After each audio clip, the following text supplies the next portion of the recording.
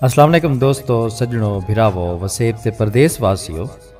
सुनो सी शाकिर शुजाबादी साहब दा एक दोड़ा तुहाडी खिदमत विच पेश करने पे हैं। सुन सो सयोनी फरमेंदन के है एक नींगा रहा फखरील बहू जेड़ा कहीं ते धज ना बनेदा हा। एक नींगा रहा फखरील बहू जेड़ा कहीं ते धज ना बनेदा हा। हस टंवर मुछ ते वट रहंदा नींगे पटके रोज बधेंदा हा। रहंदी गर्दन हस पिंताली ते हथे लंबड़ी डांग रखेंदा हा। लगे एंझा इश्क दा धक शाकिर अज हां तू हथ ना चेंदा हा।